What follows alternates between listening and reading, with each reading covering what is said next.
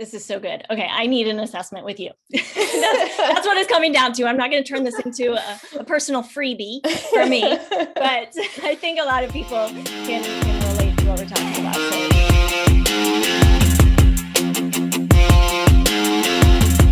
Hey, Empowered Vegan Lifers, Ella here. I am pumped to introduce our guest for today. Day Christenson is just an amazing human being. First of all, we had such a refreshing conversation, and that's how I describe it. It's refreshing, super intriguing as well. She has been a yoga practitioner for almost 20 years. She is vegan, fruitarian actually, and we covered kind of the full gamut from her going vegan journey to the yoga that she practices to what to do if you are interested in trying yoga, but you've never been successful in the past. If you don't have 90 minutes a day to practice yoga, can you be successful? Can it make a difference in your life? We cover it all, and she's just fun to listen to as well. So I'm going to just let us get right into it. Enjoy. Awesome. All right. Hey, Day. So good to have you here. I'm thrilled to be here, Ella. Thanks for having me. No, I'm so glad you reached out on Instagram. I knew when I saw your face on Instagram that I knew you from somewhere. And I saw that you were in Miami, and I was like, but I can't quite put my finger on it. And then when you mentioned Sobe Kick Gym, I was like, you know what? Thank God for Sobe Kick Gym. I'm so glad I worked there for so long because I've met so many amazing people, you being one of them. Yeah, I went to Sobe Kick because I just moved to Miami and I wasn't teaching yet. I wasn't working yet. And I was like, I got to do something with my time. I'm going to go learn how to box. And they put like a free trial week on my door. And I was like, done. So awesome. There it was. Yeah. And I mean, you're a yoga person, obviously, but how did you like the boxing? I love, a lot of yoga people are really snobby about this. Like yoga's the only thing. Yoga's not the only thing. Yoga is the thing that helps you do other things. So I always like to do a variety of things and try new things and learn new skills and things like that. So definitely, I love boxing. It's so refreshing because I think you're so right. I came from the other end of the spectrum. I started, I don't know how, almost 20 years ago doing Muay Thai and really got into the martial arts. And then 8 years later, I said, you know what, I was kind of forced into yoga because my body was breaking down and I wasn't doing it. And I was like, oh no, boxing is life. And then a few years later, it took me a few years, but then I was like, no, this is the perfect complement to each other. But I know a lot of yoga people also, and this is a whole other topic, but the whole nonviolence thing, people don't quite get martial arts, I think, in a lot of ways, because I get that just from the vegan aspect. How could you punch someone? And I was like, well, you know what? That person wants to be punched. I want to be punched. This is fun. Like, this is enjoyable, but some people just don't get it. Hey, 100%. I couldn't agree more. That's probably one of the things that I came in here thinking that that's what we would talk about, is the idea of nonviolence, truthfully, because here I am, I'm a yoga person. I met you at the boxing gym and we're both vegans, and 100%, there's a total difference. First of all, human beings have a need to get out aggression, emotions, things like that. And to do that in a healthy environment, in a safe space, under the idea of sportsmanship and competition, healthy competition, I think is great. What better way to do it? Oh, I'm so glad you're bringing that up, because I don't have all that many people, vegan martial artists, that to talk to about this stuff. So I'm so glad you said that. And I've been meaning to write a blog post because somebody really kind of went after me saying, how could you be involved in that violent sport, of Thai boxing. So thank you for bringing that up. I think it's so important. Yeah, I mean, I don't know if I'm an expert in that by any means, but I mean, I would say that if you look at some of the best martial artists in the world, they would say the same thing, that you don't learn a martial art, you don't learn that craft, you don't learn that skill really to go out and harm people. You learn it as a way of, one, discipline, two, coping with your environment, three, if you ever were threatened or attacked, to be able to respond to that in a safe way, in a healthy way. So yeah, and it's so empowering, especially for women. But I want to get into your story, but just on this topic first, this is something that I would like to kind of talk real and raw about, is the vegan community, and how many yogis that I've met that are not vegan. And that's a little hard for me to understand. Yeah, and me too. I don't consider myself a yogi. I do practice yoga in my own way. But what would you have to say about that? One of the teachers that I practiced with for a while, for probably the longest amount of time, was this idea. He said that we're not yogis. We're trying to be yogis. Okay, so we're not yogis. We're working on that. And I would say that there's a lot of people, especially, yoga's popularity blew up in the last 15 to 20 years. And I would say that there's a lot of people who practice yoga, go to the yoga studio, do your vinyasa class and whatever. And you may want to think that you're a yogi. You're not a yogi. You're not a yogi. Number one rule of yoga, if there is such a thing, is ahimsa, which is part of the yamas. And if you're not eating cruelty free, then you're still working. You're still on the path. And that's the optimistic spin I would put on it, is that we still have work to do. Mm-hmm. Yeah, and we're all on a path. And that's one of the other things that really gets me, is vegans who kind of get up on their soapbox and really look to call people out for their mistakes, or places that they could be more vegan, because we could all be more vegan. I mean, there is no way to be 100% vegan, because we live in this world, and we live in homes, and there's just no way. Right. And one of the directions I want to take is really increasing communication, and understanding and compassion to other people as well as animals. You know what I mean? Yeah, totally. So, okay. So let's talk a little bit about your journey into vegan. Which came first, vegan or yoga? Oh, yoga came way before, for sure. I've been doing yoga for almost 20 years as well. So it's like 18 years.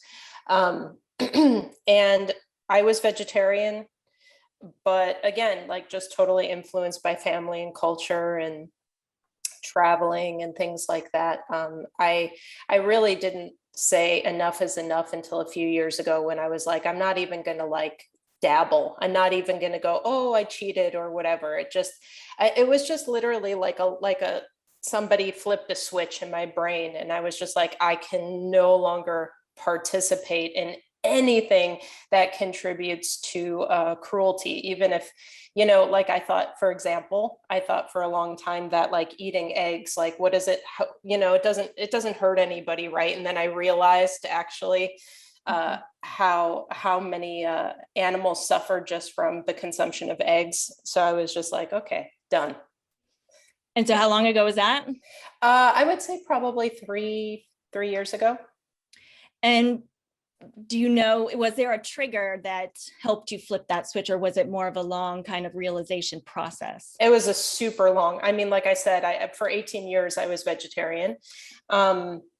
And then I would say, oh, but here's an exception. Oh, here's a cupcake and there's eggs and right. milk in it or something like that. So I wasn't strict, and I wasn't like super religious about it until, I don't know, I think I just like made conscious choices to, number one, like follow people on social media who I knew were doing it.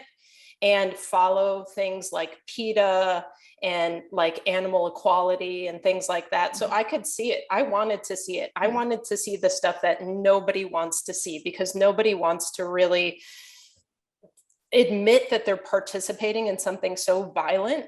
And I was like, no, I want to see it all. So I just kept following, more people who seemed to be in alignment with the things that I knew in my heart, but I just hadn't fully committed. I was like 95% committed. And then, yeah, like I said, it was just like something switched in my brain, and I was like, no, never again. So you bring up a really good point. You decided that you wanted to know. Yeah. When the majority of people really don't want to know. No, nobody wants to know. that makes you wrong, right? Right. And that makes you have something to feel guilty about, and your conscience will hurt. So now you're in this position where, and you're doing such amazing things. First of all, your website is spectacular. Your Instagram, the things you're doing, the projects you're working on, the Zoom classes that you're teaching, such amazing stuff. Number one. Thank you so much. Thank you. Yeah. And number two, how are you using your platform? And I want to talk about the yoga piece, but just going on the vegan piece, how are you kind of influencing? What's your style of influencing people on the vegan side of things? I have to say that the people who come to practice with me are majority women, majority middle-aged, and they have free time, and they've been practicing yoga, and one of two things. One is they want to get better. They want to become more skillful at whatever it is, handstanding and some of the arm balancing things that we do in yoga. That's a big draw for people to come practice with me. And then the other thing is that I've been really focused on in my teaching is helping people stop the plateau or the injury, the pain and injury cycle. So a lot of times people practice yoga for 10 years and they don't feel any better or stronger or more fit, specifically more fit. Yoga is not a guarantee that you're going to become fit. Like for sure. It's like the worst thing. If you want to become fit, do CrossFit or do something else. Don't go for a jog, but don't do yoga, right? So I try, and once I get people kind of interested, there's generally people who are interested enough who would say, well, what are you doing? What are you eating? And that's when I'm like, if they're struggling with energy, or they're struggling with digestive issues, or they're struggling with menstrual pain, or whatever it is, I say, okay, well, what do you eat? It really comes down to what are you eating. So if you want to get better physically, you can exercise yourself to death. You're not necessarily going to be healthy. So you could be fit, but you don't necessarily feel healthy, right? So anyway, I try and help people bridge that a little bit. And so I offer something that I call the fruit cleanse, which I've done myself. I've done a number of times, 30 days straight, all raw, all fruit. Tell us more about that. It's so it sounds like obnoxious. Like you only eat fruit, and you eat fruit for dinner. And like, yes, actually, that is what I do. It does sound terrible, but just a quick reminder that a lot of times there are vegetable-like fruits. So I'll give you an example, like zucchini, cucumbers, bell peppers, tomatoes, avocados. Those are fruits. So if you want something savory, it's there. You can do it. So I think like truly following, I'm sure that you're familiar with Dr. Sebi, but following the principles that he taught in his lifetime is that fruit is the most alive, electric food that we could be eating. It is literally what we're made to fuel on. So that is the fruit cleanse essentially. And it has a lot to do with food combining. So a lot of times when there are people in the fitness world who talk about food combining, they talk about macros. Oh, well, you have to combine your fats with your proteins, and you have to combine your proteins with your carbs, but you should never mix your fats and your carbs and all that, right? Food combining and fruit is a somewhat similar, a little bit different, in that we have categories of fruit. So there's sweet fruits, which are like figs, bananas, dates. We have sub-acidic fruits, which are mango, papaya, things like that. We have acid fruits, which are citrus fruits, pineapples, strawberries. And then we have fatty fruits, which are like coconuts, cacao, avocados. And then finally, there are what I mentioned, which are vegetable-like fruits or water-based fruits. And so some of those categories go really well together, whereas others don't. So a lot of times when people say, well, I don't want to eat a lot of fruit, or there's too much sugar in fruit, or what are some of the other complaints about eating too much fruit? It doesn't sit right with me, or whatever. A lot of times people eat a little bit of fruit a day and they eat it after a meal because they think, oh, I'm going to eat fruit.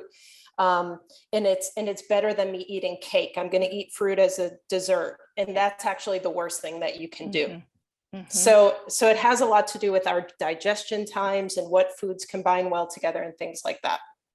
Yes, the sugar thing is so confusing for people because they hear, we should stay away from sugar.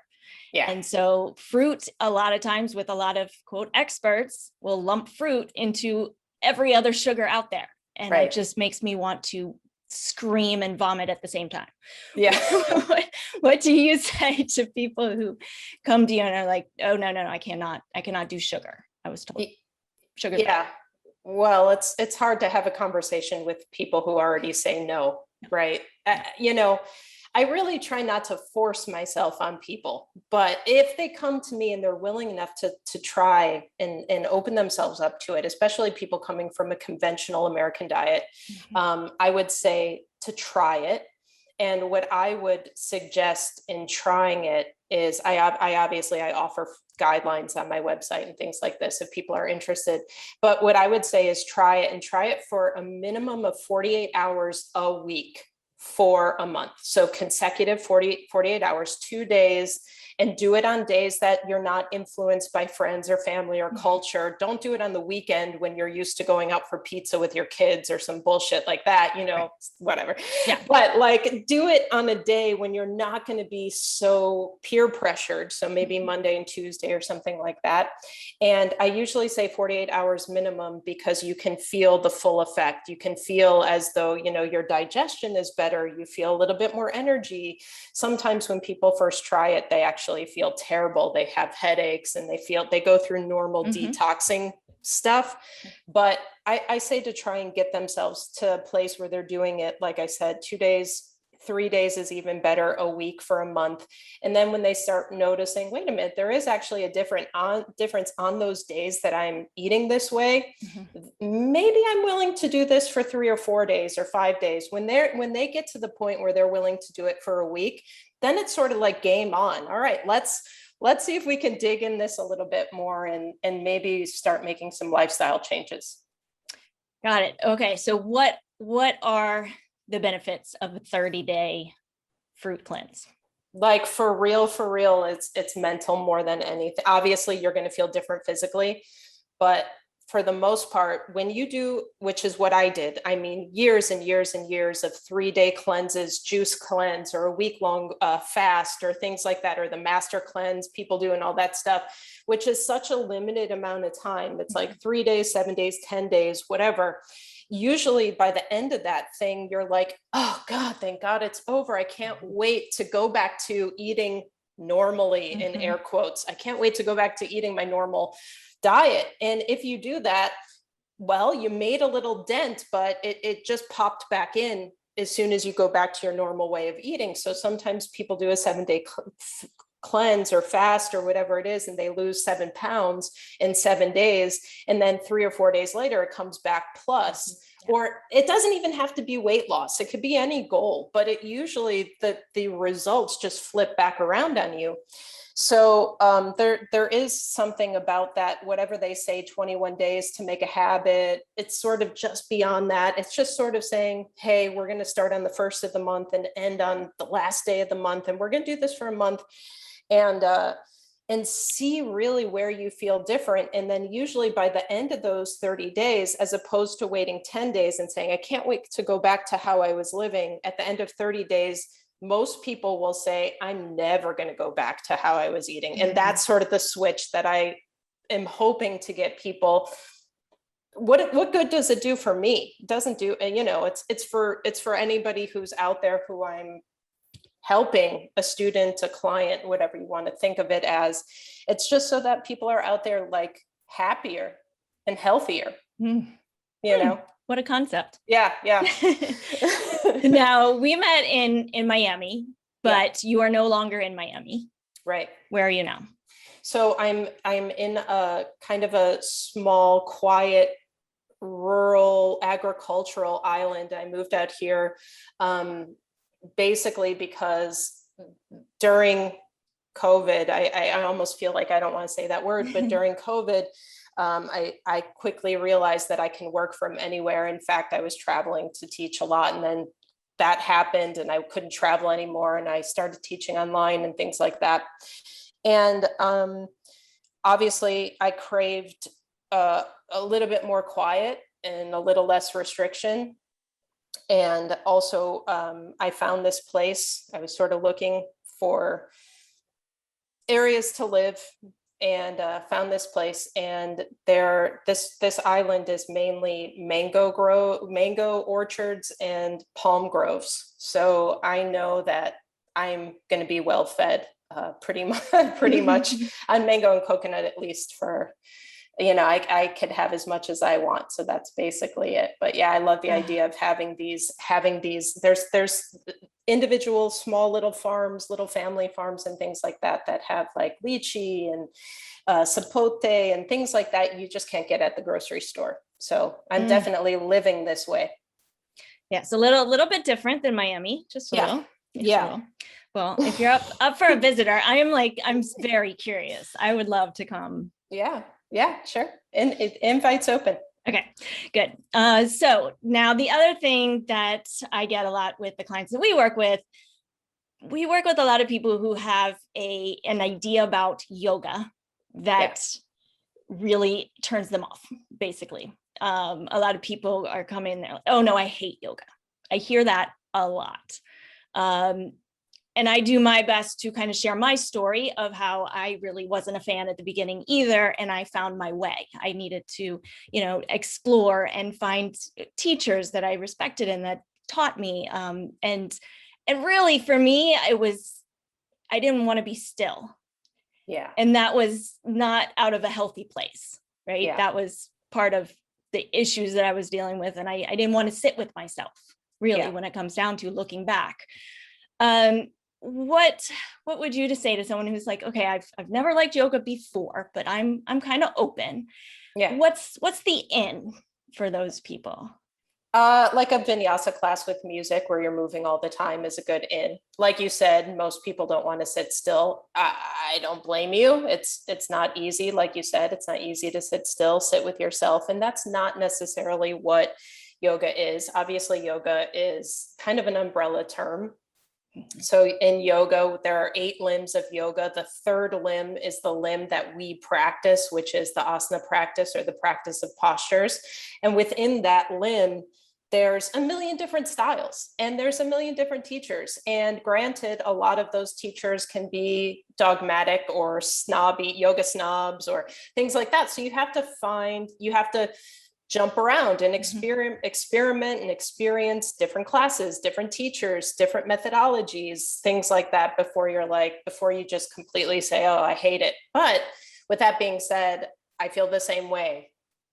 I understand people who say they hate yoga because of the idea of what yoga is. It feels exhausting and kind of daunting before you even get in there. Oh my God, I'm going to have to sit in a room. I'm going to have to do this. They're used to going to the boxing gym or to CrossFit or whatever. And then you're going to tell this person to sit your ass down and cross your legs. And, that's hard to do. But I think that if you can have a reason why, which maybe would be to increase your mobility or to experience less injuries or to deal with pain, then it becomes a little bit more intriguing. Yeah, agreed. So am I right that you started with Ashtanga? Yeah. Can you tell our listeners a little bit more about Ashtanga and then how you have kind of created your own, Yeah. but with that as the foundation, it sounds like. Yeah, more or less. So, right again with what you said is that I wasn't one of the people who wanted to sit still. I wanted to use yoga as a way to get fit. I wasn't happy in my body. I wanted to be strong. Well, I was pretty strong, but I wanted to be thinner. I wanted to be more flexible for sure. And I wanted to still feel like, that I was athletic, which I was coming from a very athletic background. So Ashtanga, definitely, I fell right into that. Ashtanga is very athletic. It's very quick moving. And there's a lot of upper body strength. So basically the way that I say it is that everything from your waist down, so hips, hamstrings, etc., like you're really trying to loosen up the lower half of your body through what I already mentioned, asana, which are the yoga postures.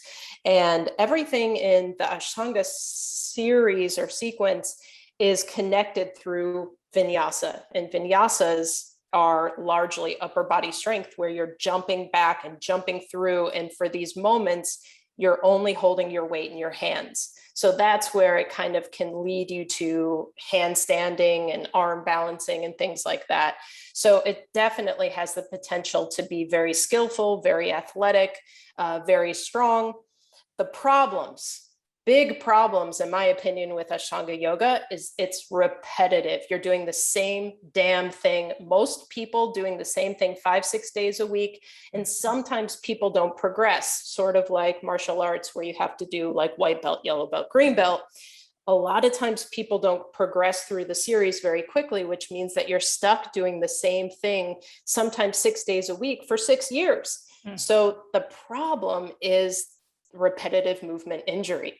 And a lot of times people don't have enough body awareness. They're just following their sequence. They're following what they've been told, which is what, not how, but what to do. And so that's a big problem. So yeah, I follow a similar structure, but I've made it, instead of being very linear, I've made it much more modular and much more focused on doing individual postural assessments for the students. Okay, so are you working a lot one-on-one with people? Yeah, anytime that somebody really wants to get deep into the practice, they would do one-on-one assessment with me. And they would take first the course that I offer, which is essentially an explanation of why the old way doesn't work, why people are so prone to injuries and plateaus, and a new way of approaching the practice. And then we do one-on-one assessments. So there, some things that you would probably be familiar with is that, like, some people are completely intolerant to forward bends. They have back pain from forward bends. Some people are intolerant toward back bending. They have hard time, pain when they're back bending. So we have to find people's little issues and say, okay, what's the reason for this? And if you're intolerant to forward bends, maybe you shouldn't do a practice that is 90% forward bending. Maybe we can get you moving in such a way that over time, through corrective exercises, you will feel better, be stronger, et cetera, and then eventually be able to forward bend in a healthier way. But let's not bombard a person who's forward bend intolerant with, 60 back bends in an hour and a half or whatever. So that's the idea. Oh, no, I love this so much, and I can relate because I've had myself, I'm fit, obviously I'm strong, but I was even having some back issues, and I went to a specialist who said, no, you shouldn't be forward bending. And of course I was forward folding every day. I was doing yoga 5 days a week. Yeah. And literally I took that out and I modified the best I could, and it went away. And even to this day, I know that I have to just watch how many forward folds I do. But I haven't had a teacher who has even mentioned in class, here are some of the things that might not be good for you if this is an issue for you, right? So that is such an important point. And also, one thing that I've found as a teacher in fitness is that I'll see people coming back and back and back for years and they look the same. Their skill level remains the same. Their fitness level remains the same. Everything's the same, but they're coming. They're being consistent. They're coming time and time again. But eventually they get really frustrated, right? Yeah. And sometimes a lot of times that's very much diet related for parts of that. Yeah. But I've even found a plateau at this point in some of the flexibility that I'm able to achieve. You are like so freaking flexible. You are like my idol. I cannot even, it blows my mind what you can do with your body. And I know that is something you've worked extremely hard on for a very long time. But is there any tips that you could give our listeners if they're feeling like they're getting to that place where they're doing it consistently, but are not seeing progress? Yeah. Okay. Such a good question. For sure. For sure. Here's the answer. Here's the best answer I can give you to that question. If you feel inflexible, first of all your muscles have an agonist antagonistic relationship. So to give you a really quick, easy example, it's kind of a dumb example because it's not that practical, but let's say your biceps and your triceps. If your bicep is short, your tricep has to be long, and vice versa. If your bicep is long, your tricep has to be short.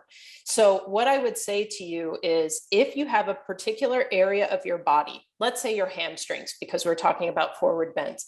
So let's say your hamstrings are incredibly tight and you're doing a ton of forward bending and you've been doing forward bends for, like you said, years, and you're still not any more flexible.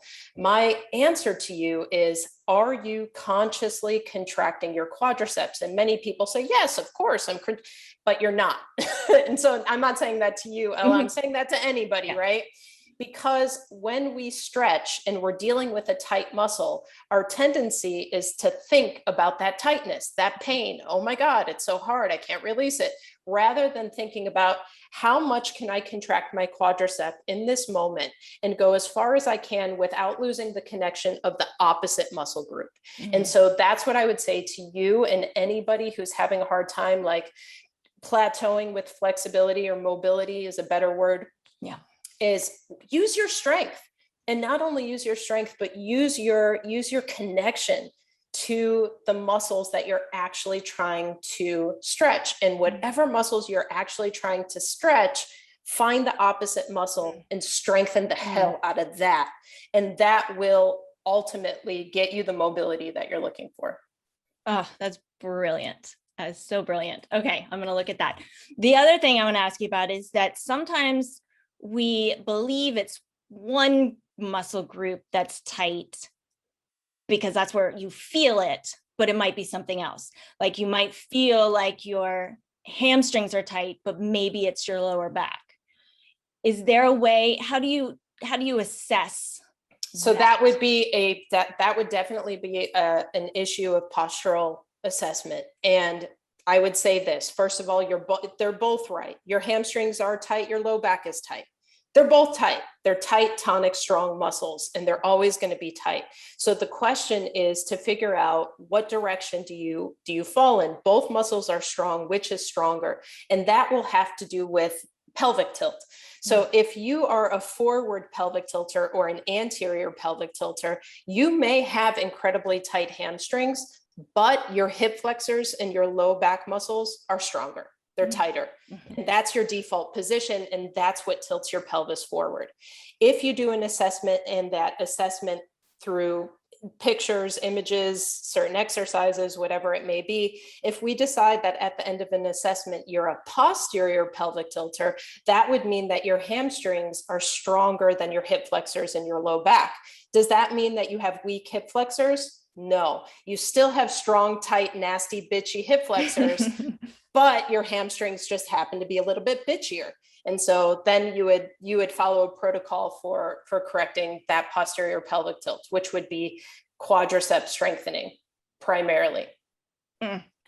This is so good. Okay, I need an assessment with you. That's what it's coming down to. I'm not going to turn this into a personal freebie for me, but I think a lot of people can relate to what we're talking about. So this is fascinating.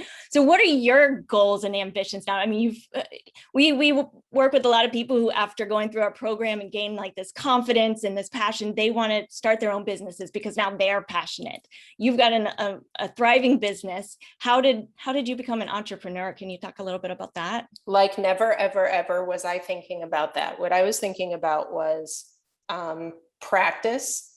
And I was completely me-centric, me-focused, which is truthfully what you have to be if you want to build a business. Mine happened. First of all, I made a ton of mistakes and it took way too long and it happened super organically. I could have done a lot of things and done a lot of shortcuts. I'm sure that would have made this much smoother of a process. But the main thing is that it sounds really cliche, but people say, well, your first investment should be in yourself, or you should always make that investment in yourself. And a lot of people who come to me interested in doing like yoga teacher training or things like that, and the first thing I ask them about is their practice. Well, how long have you been practicing? What have you been practicing? What's the issue? And a lot of times people who want to be teachers haven't put in the work in for themselves. So I would say that focus on being the best, whatever it is, the best practitioner in my case that you could be. Focus on developing the habits, the discipline, the dedication. Once you get those things in line, usually what starts to happen is you're not looking for clients, they're looking for you because they see you. You go to yoga classes. That's what happened with me, is that I was always a student. So I was going to different people's yoga classes all the time, whatever fit my schedule. And then people would say, oh my God, I see how you jump through like that. Can you teach me how to jump through? And I said, well, yes, I can. and it just developed into, well, I should start teaching what I'm good at. So that's how it happened for me, but it was a long, slow process. Yeah. And in terms of your own practice, where is that going? Do you have any specific skills you're working on, or, what is your ambition there?